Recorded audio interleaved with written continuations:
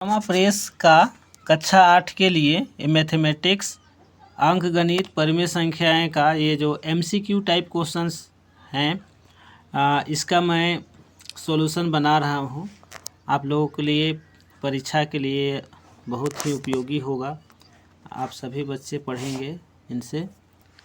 तो मैं शुरू करता हूँ। इसमें एमसीक्यू क्वेश्चन जितने भी दिए हुए हैं सभी को मैं हल करके इसका मैं वीडियो बना रहा हूँ, सब आप लोग देखिएगा।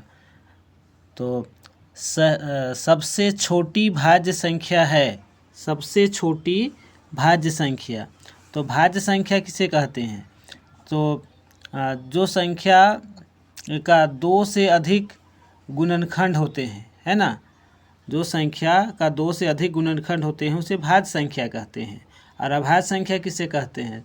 जिसका सिर्फ 2 ही गुणनखंड होते हैं। जैसे कि मान लिया जाए 1 से वह भाग लगता है और 1 तो स्वयं से भाग लगता है, इसके अलावा कोई भी संख्या से वो भाग नहीं लगता है, तो उसको हम लोग भाज्य संख्या बोलते हैं। सबसे छोटी भाज्य संख्या कौन है? सबसे छोटी भाज्य संख्या, तो सबसे छोटी भाज्य संख्या कौन है? तो 4 है। कैसे 4 है?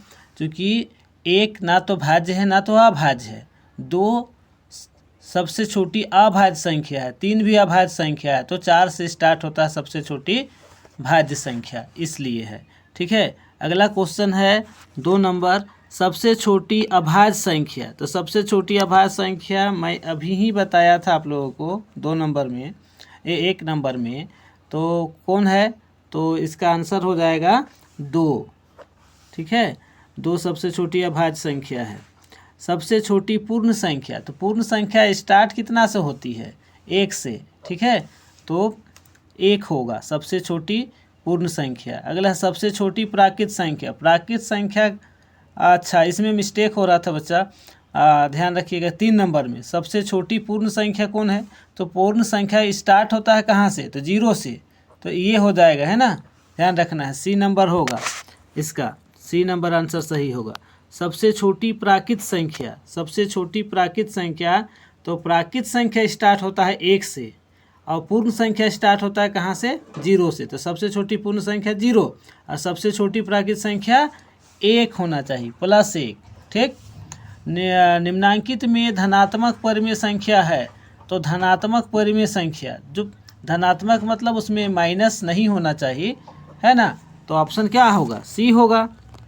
परिमेय संख्याएँ -8/6 का मानक रूप है। -8/6 का मानक रूप है। इसे काटिए, कितना का पहाड़ा में जाएगा ये? 2 चौके 8, 2 तिया 6, -4/3। कौन सा ऑप्शन में है? ऑप्शन नंबर सी है। परिमेय संख्याएँ परिमेय संख्या -12/30 का मानक रूप है। मानक रूप, इसको काटने के बाद जब ये कटना बंद हो जाए, है ना, दोनों का मसा जब एक आए तो उसको हम लोग मानक रूप कहते हैं। तो कितना से कटेगा? 6 दूना 12, 6 पचे 30, कितना आया? 2 -2/5। ऑप्शन बी हो जाएगा इसका करेक्ट। ठीक है। अगला क्वेश्चन है, अगला क्वेश्चन 8 नंबर, इसका मानक रूप बोल रहा है परिमेय संख्या 36/-24 का मानक रूप है। जिसको 12 से काट दीजिए, -3 तो ऊपर चला जाएगा, है ना, 12 दूना 24 और 12 तिया 36। तो जब माइनस ऊपर चला जाएगा तो क्या आएगा? -3/2। कौन सा ऑप्शन में है? ऑप्शन फर्स्ट, ए ऑप्शन में है। परिमेय संख्याएँ 16/-24 का मानक रूप है। 16/-24, माइनस तो ऊपर चला जाएगा, है ना, तो इसको हम लोग 8 से काटेंगे। 8 तिया 24, 8 दूना 16, तो -2/3, -2/3 होगा। अगला सवाल है 3/8 का समतुल्य परिमेय संख्या। समतुल्य परिमेय संख्या, तो 3/8 जो दिया हुआ है इसी को गुना करने पर आएगा, है ना। तो अगर इसको 2 से गुना करेगा तो ऊपर नीचे दोनों गुना होगा, है ना। तो बी नंबर में 3 दूना 6 और 8 दूना 16, 2 से गुना किया है दोनों को ऊपर नीचे, इसलिए ऑप्शन बी करेक्ट हो जाएगा। 1/2 का समतुल्य परिमेय संख्या, क्योंकि अंश और हर दोनों सेम संख्या से ही गुना होगा, ध्यान रखना है। तो इसमें देखते हैं, इसमें भी बी नंबर हो रहा है, चूँकि अगर अंश को 2 से गुना किया है तो हर भी 2 से गुना हुआ है, या इसको काटेंगे तो 1/2 ही आएगा, है ना। तो इसलिए ऑप्शन बी हो जाएगा करेक्ट। क्वेश्चन नंबर 12, 5/-7 का समतुल्य परिमेय संख्या कौन है। तो इसमें भी वही चीज़ देखना है कि ये दोनों अंश और हर किससे गुना हुआ है जिसके बराबर है। तो जैसे 2 से गुना किया पहला ऑप्शन को, कितना है 10/14, यानी कि अंश हर को 2 से गुना किया है तब आया है इतना। तो ऑप्शन ए हो जाएगा, ठीक है। 13 नंबर का 2/5 का समतुल्य परिमेय संख्या, 2/5 का तो इसमें इसको 4 से गुना किया है ना, इसका भी पहला ऑप्शन हो जाएगा। 2 चौके 8 और 2 4 पचे 20, 4 से अगर गुना करते हैं तो पहला ऑप्शन हो गया इसका। अगला क्वेश्चन है 14 नंबर का, -2/3 का समतुल्य परिमेय संख्या कौन है। यहाँ भी वही चीज़ बोल रहा है, तो इसका ऑप्शन सी हो जाएगा, -6/9। अगला है मान क्या आएगा कह रहा 15 नंबर में, है ना, जोड़ने पर। तो अगर इसे हल किया जाए तो ये हो जाएगा 5/9, प्लस माइनस हल करेंगे तो 8/9 हो जाएगा। और दोनों का हर समान है तो सिर्फ हम 9 लिखेंगे। 5 घटाव 8, इसको जब हल करेंगे तो -3/9। और अगर इसको काटेंगे तो कितना आएगा, 3 एकम 3, 3 तिया 9, यानी कि 1/3, -1/3।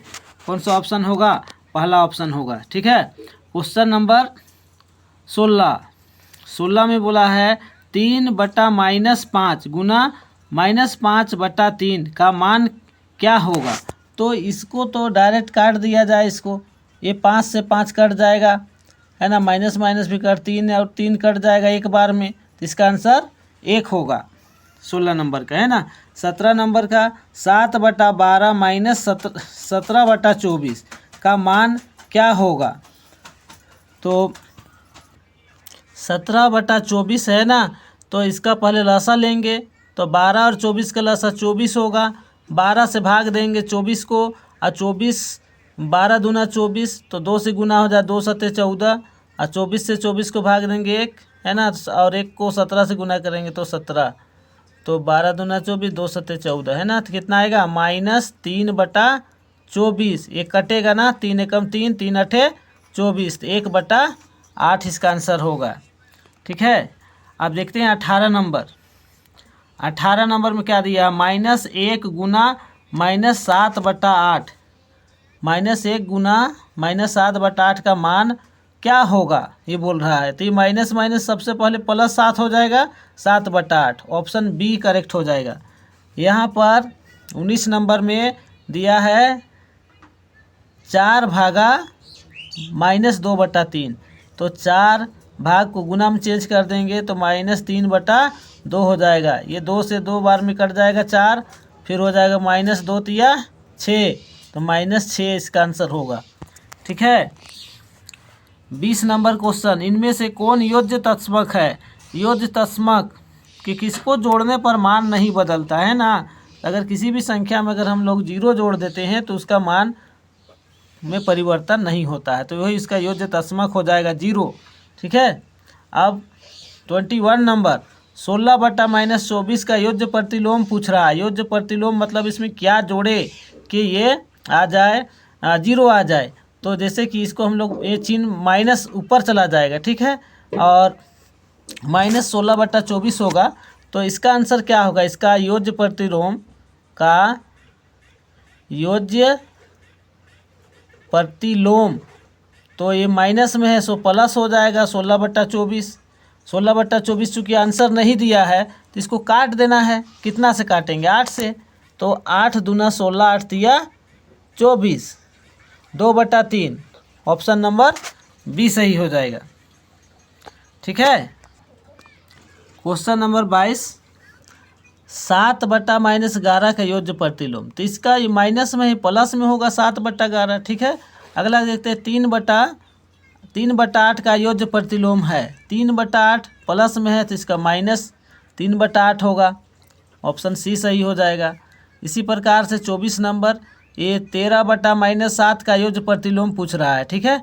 तो ये हो जाएगा माइनस चिन्ह ऊपर चला जाएगा तो 13/7 हो जाएगा।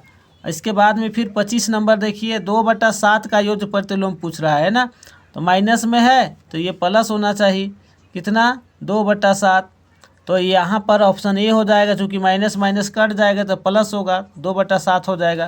क्वेश्चन नंबर 26 देखिए, 9/-7 का योज्य प्रतिलोम है बोल रहा है, तो ये माइनस का चिन्ह ऊपर ले जाएंगे तो क्या हो जाएगा, ये माइनस चिन्ह ऊपर चल जाएगा तो -9/7, और इसका योज्य प्रतिलोम प्लस का 9/7 होगा, इसलिए ऑप्शन ए सही हो जाएगा। ठीक, उसी प्रकार से क्वेश्चन नंबर 27 देखेंगे, -5/9 का योज्य प्रतिलोम है, -5/9 का योज्य प्रतिलोम माइनस में है तो प्लस में होगा, 5/9 इसका योज्य प्रतिलोम होगा। ठीक है, आगे का क्वेश्चन दूसरा वीडियो